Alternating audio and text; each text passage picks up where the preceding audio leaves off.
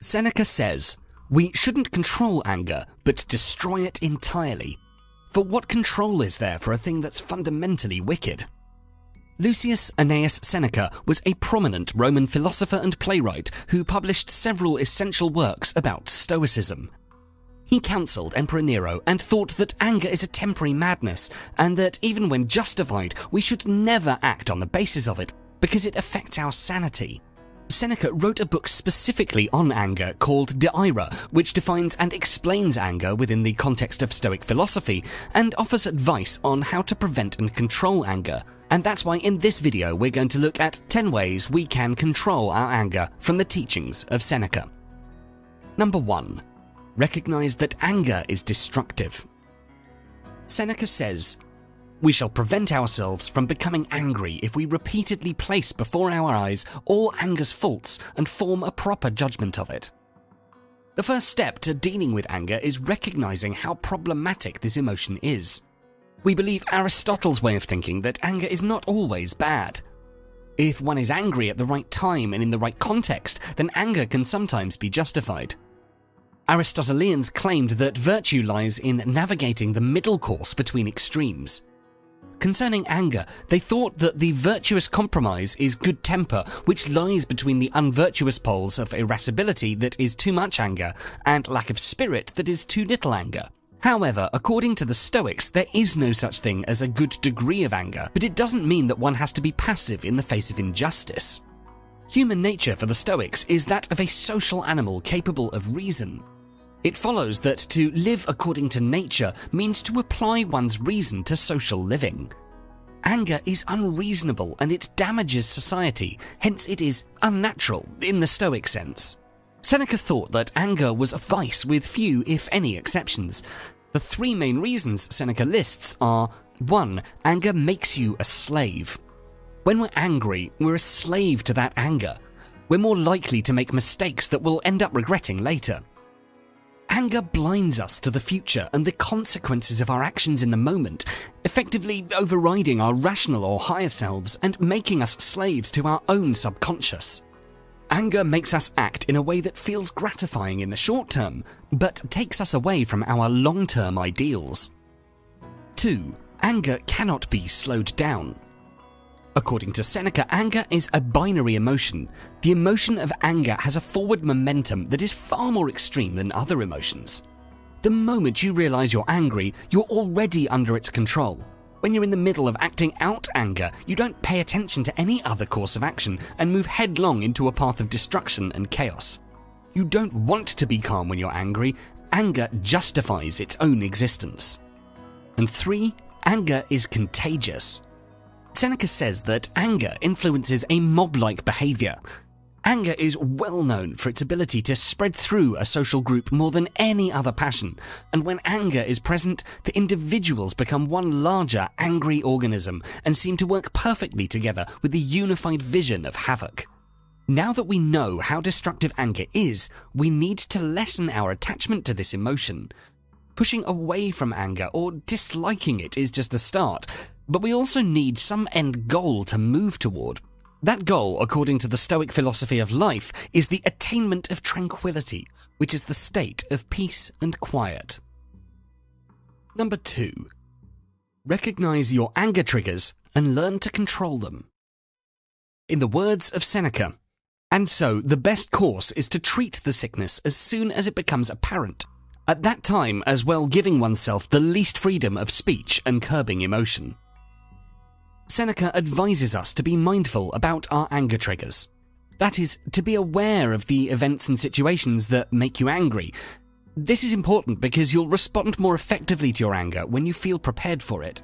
If we practice mindfulness, we'll not only be able to detect the macro patterns that trigger our anger, but also see the specific thoughts that arise and lead to that emotion of anger.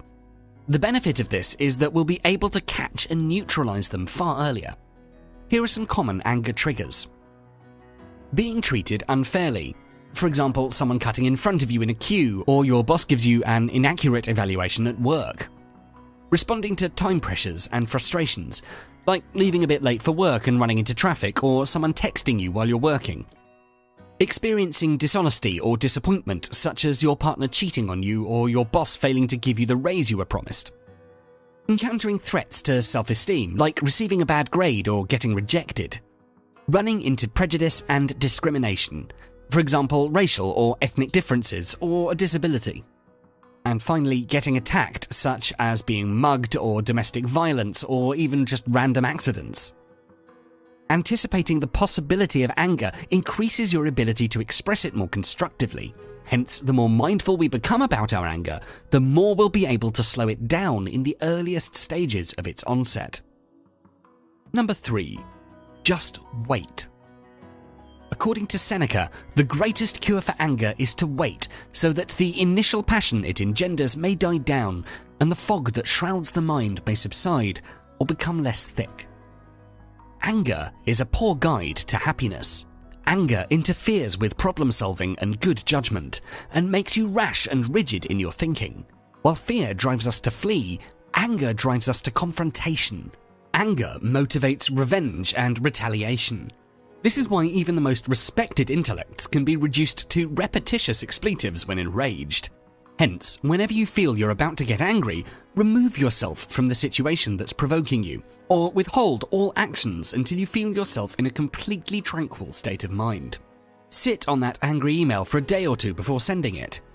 Walk away from a fight whenever possible, and seek advice from a calm, ideally neutral third party before taking any hostile action. If you still wish to carry out the angry actions when you're calmer, then by all means go ahead. They may coincide with self-interest, but chances are you won't want to.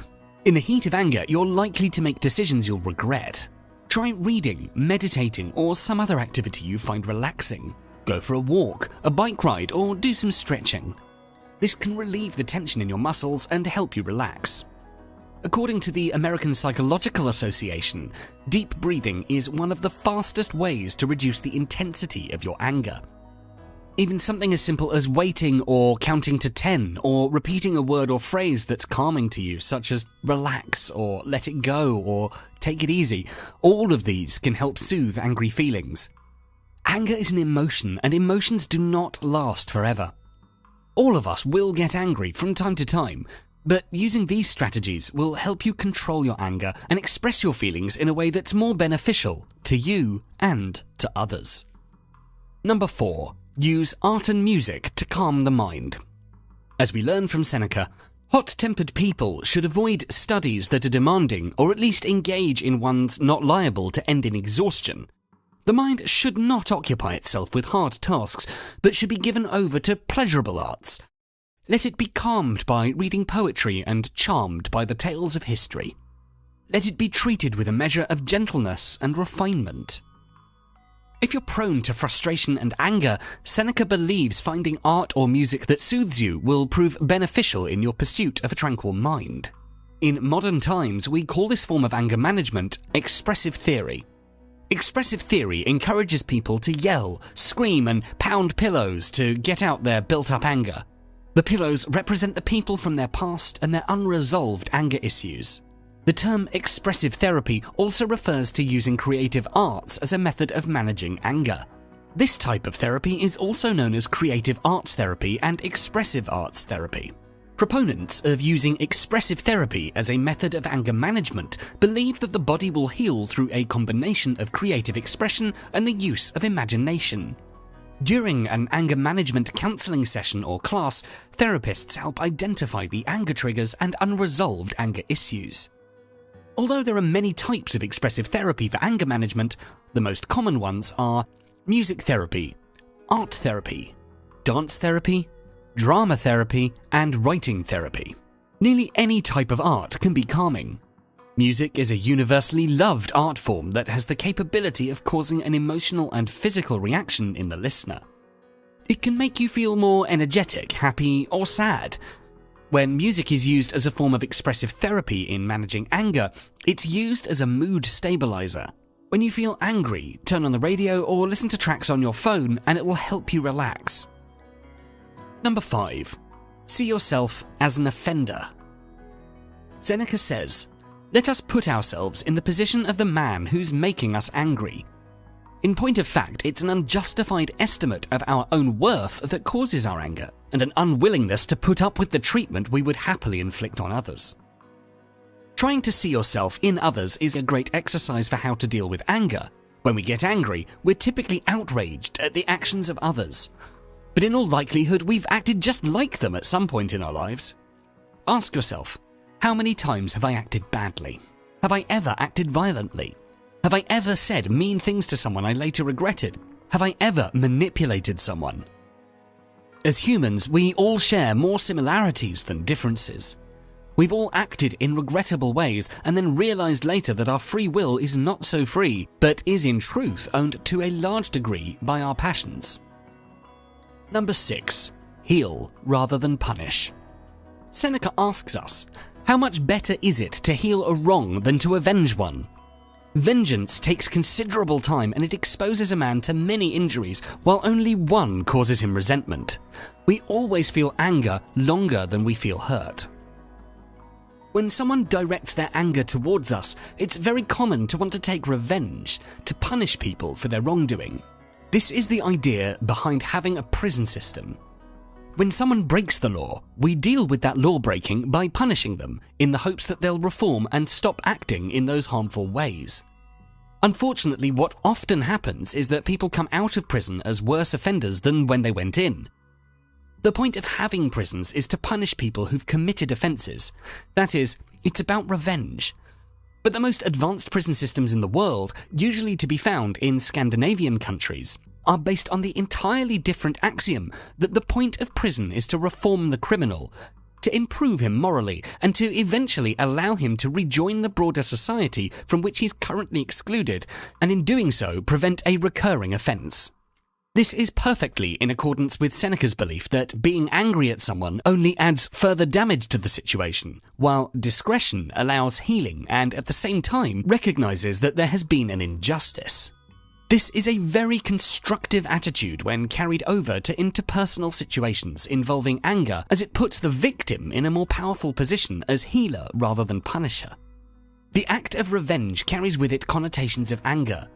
If anger is bad, then the goal should be to rid anger both in ourselves and others. Number 7. Choose your friends wisely. Seneca says, choose men who are honest, easygoing, and have self-control, the sort who will not arouse your anger and yet will tolerate it.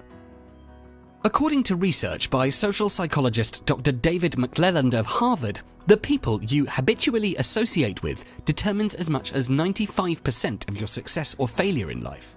But Seneca realized this truth thousands of years ago. Anger spreads faster than fire. Hence, if you know you're prone to anger, then you should not surround yourself with friends who trigger that anger or provoke you. The provoker is someone that provokes someone in order to get a response or some type of reaction. Whether someone knows that they're a provoker or even if it's on some hidden subconscious level, they're capable of just as much damage as someone that's abusive. A provoker could be from our friends, from our colleagues, or even our family members. Many times in those relationships, we even feel a struggle to leave because we get so used to a person, and even when they're toxic, we stay. It's important to keep control over our lives and remember that the goal is to achieve tranquility of mind, for which we need to be happy in all of our relationships, including our friendships and our family relationships. So surround yourselves with people that bring more joy into your lives instead of creating more misery and turbulence for you.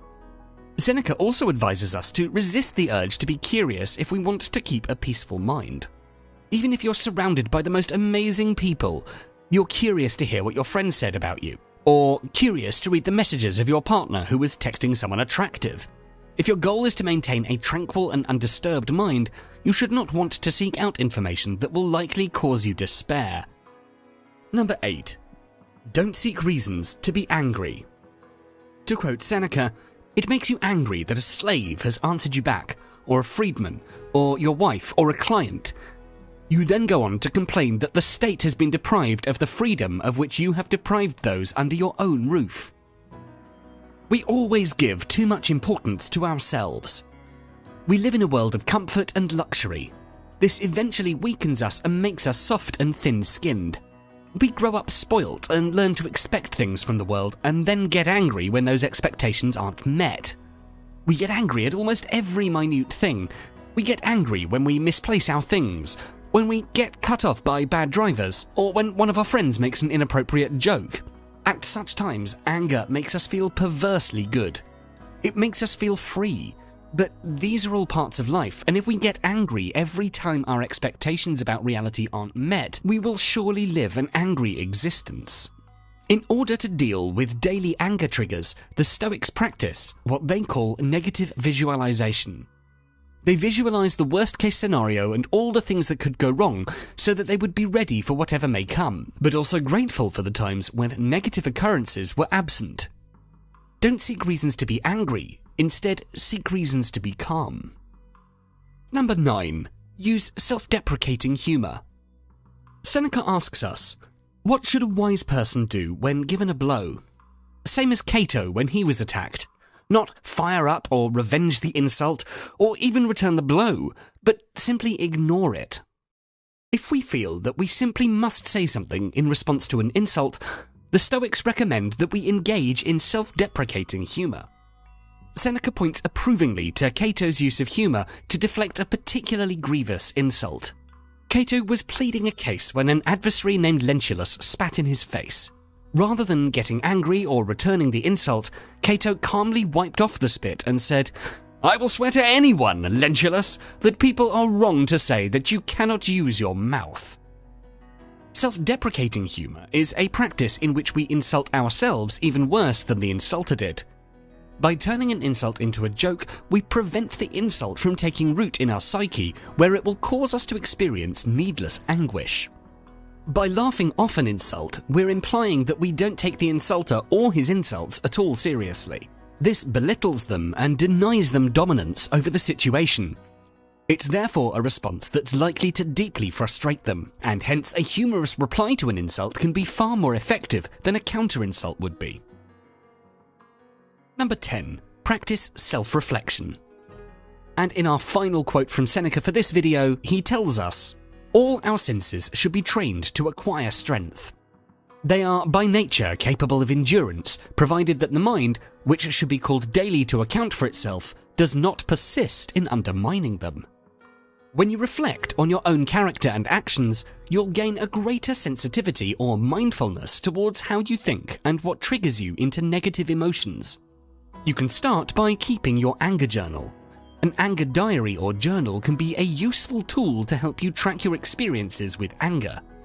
Make daily entries into your diary that document the situations you encounter that angered you. In order to make the diary most useful, there are particular types of information you'll want to record for each provoking event, such as what happened that gave you pain or made you feel stressed? What was provocative about the situation? What thoughts were going through your mind? On a scale of 0 to 100, how angry did you feel? The purpose of your diary is to help you identify patterns of behavior and specific recurring elements that really push your buttons. With daily self-reflection, you can understand the ways in which you experience anger and plan strategies to cope with your emotions in more productive ways. If you enjoyed this video, please do make sure to check out our full Stoicism playlist, and for more videos to help you find success and happiness using ancient philosophical wisdom, don't forget to subscribe. Thanks so much for watching.